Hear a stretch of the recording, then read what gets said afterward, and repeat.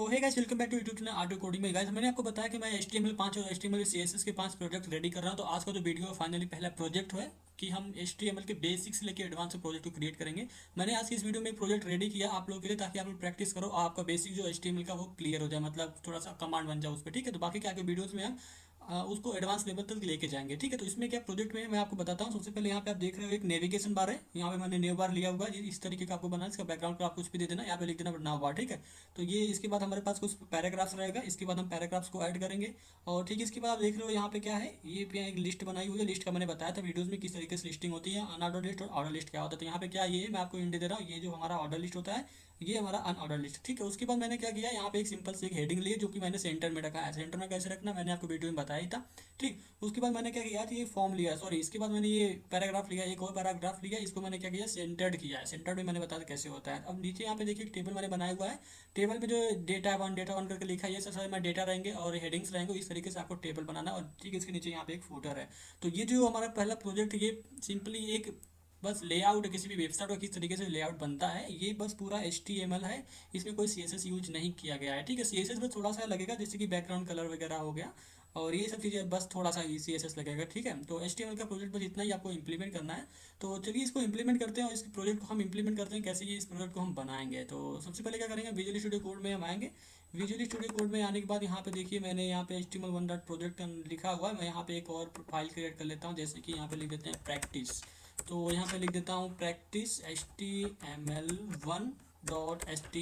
ठीक, तो इसके बाद मैं कि यहाँ पे शिफ्ट के साथ वन प्रेस कर लूँगा। वन प्रेस करने के बाद स्ट्रक्चर लेंगे। अब देखिए मैं क्या, सबसे पहले क्या करना है, हमें सबसे पहले ये नेविगेशन बार बनाना है। नेविगेशन बार बनाना कैसे है, सबसे पहले हम यहाँ पे लेंगे एक डिवीज़न।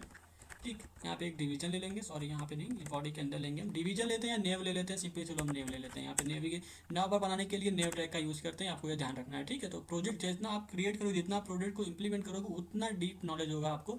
तो इसलिए मैं आपकी ये प्रोजेक्ट लेके आया हूँ। तो नेविगेशन बार के लिए सबसे पहले यहाँ पे मैं क्या करता हूँ, यहाँ पे एक H2 हेडिंग ले लेता हूँ। H2 हेडिंग में लिख देते हैं नाव बार। ठीक है, तो यहाँ पे क्या करना है, मुझे सेंटर करना है इस नाव बार को। क्या करते हैं, एलाइन यहाँ पे कर देता हूँ सेंटर। ठीक है, सो मैं कंट्रोल एस करता हूँ, इसको कॉपी पाथ एक बार कर लेता हूँ और यहाँ पे ब्राउजर में आता हूँ। ब्राउजर में आने के बाद सिंपली यहाँ पे एक न्यू टैब में ले लेता हूँ। न्यू टैब में लेने के बाद यहाँ पे करते हैं पाथ को अपने पेस्ट। ठीक है, सो पास्ट को पेस्ट करने के बाद यहाँ पे मैं इंटर क्लिक करूँगा। इंटर के बाद क्या होगा, अभी देखो हमारा ये नेविगेशन बार सिर्फ 9 बार लिखा हुआ है। अभी क्या हमें प्रोजेक्ट में करना है, इसका बैकग्राउंड कलर जो दिया गया है, इसको बैकग्राउंड को यूज़ कर लेंगे। बैकग्राउंड के लिए थोड़ा सा CSS में यहाँ पे यूज़ कर रहा हूँ, तो इतना CSS आपको आना चाहिए। मैंने बताया भी HTML में थोड़ा बहुत CSS आपको आना भी चाहिए। तो ये CSS ने एक्चुअली बस HTML ही आप बोल सकते हैं यहाँ पे, क्योंकि CSS में बहुत सारी प्रॉपर्टी, बहुत सारी चीज़ें होती हैं। तो बस यहाँ पे यूज़ कर लो बैकग्राउंड कलर, जैसे कि मैं लेता हूँ एक, आई थिंक यही कलर है यहाँ पे। तो इसके बाद क्या करो, यहाँ पे थोड़ा सी इसकी हाइट दे दो, यहाँ पे मतलब थोड़ा सा हाइट दे दो यहाँ पे, ताकि थोड़ा सा हमारा लंबाई आ जाए। तो हाइट यहाँ पे मैं यूज़ कर रहा हूँ 30 पिक्सल। तो कंट्रोल एस करता हूँ, कंट्रोल एस करने के बाद जो करता हूँ रिफ्रेश।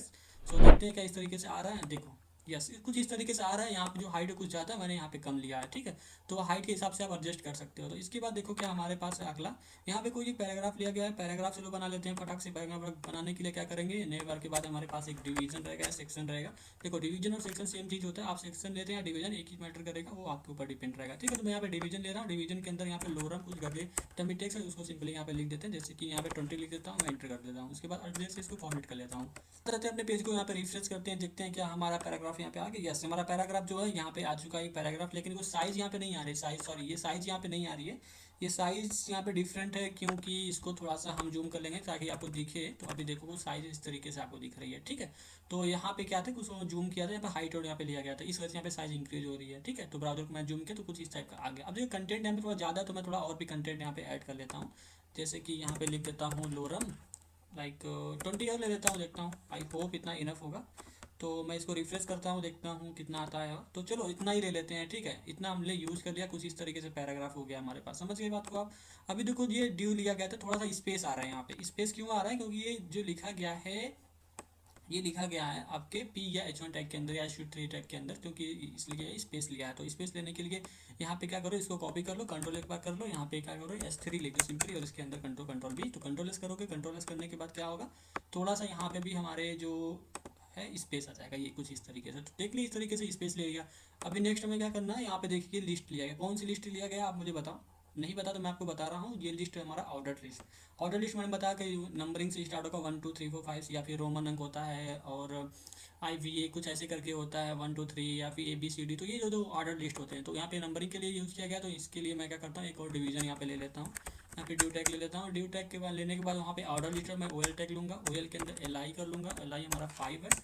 तो यहाँ पे 5 लिस्ट ले लूँगा। यहाँ पे क्या क्या है वो कंटेंट देख लेते हैं। मैंगो, एप्पल, पपाया, ऑरेंज, बनाना। तो मैंगो यहाँ पे लिखता हूँ MANGO मैंगो। यहाँ पे लिस्ट नेक्स्ट APPLE एप्पल, और नेक्स्ट हमारा कौन सा था, एप्पल के बाद क्या था भाई, यहाँ पे पपाया था, ऑरेंज है, पपाया, ऑरेंज और बनाना। सो यहाँ पे पपाया, ठीक, और इसके नीचे हमारा है ऑरेंज, ऑरेंज हो गया। इसके बाद है BAN बनाना। तो कंट्रोल्स करता हूँ, कंट्रोल्स करके देखता हूँ क्या कुछ इस तरीके का हुआ है कि नहीं, अभी देखते हैं। सो यहाँ यस, तो यहाँ पे आप देख सकते हो कि मैंगो, एप्पल, पपाया, बनाना ये हमारा यहाँ तक कंप्लीट हो चुका है। ठीक है, अभी नेक्स्ट क्या हमारे पास, ये पपाया, ऑरेंज, बनाना, मैंगो, एप्पल। ठीक, इसी का रिवर्स हो गया। रिवर्स का मतलब है कोई सीक्वेंस यहाँ पे नहीं है, ये अनऑर्डर्ड लिस्ट है। ठीक है, तो इसको किस तरीके से बनाना मैंने आपको बताया था। ठीक, क्या करो, यहाँ पे एक और डिवीजन ले लो, डिवीजन के बाद यहाँ पे इसको, चलो इसको मैं कॉपी कर लेता हूँ। कॉपी करने के बाद इसको पेस्ट कर देता हूँ।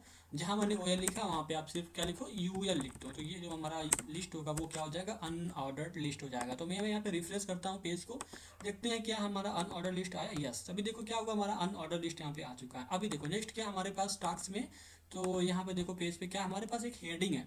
इस हेडिंग को हमें इंप्लीमेंट करना है, और इसी में क्या करना है, सेंटर में लाना है। और ध्यान रखो यहाँ पे एक अंडरलाइन दिया हुआ है। तो अंडरलाइन क्या होता है मैंने आपको बताया था, नहीं बताया तो कोई बात नहीं, मैं यहाँ पे इंप्लीमेंट कर रहा हूँ, आपको याद आ जाएगा, फिर से आप उसको इंप्लीमेंट कर पाओगे। ठीक है, तो देखो यहाँ पे एक मैं ड्यू ले लेता हूँ। ड्यू के अंदर क्या करता हूँ, H1 के अंदर लिख देता हूँ हेडिंग। ठीक, देखो हेडिंग लिखा, मैं कंट्रोल एस करता हूँ अभी के लिए, कंट्रोल एस करा।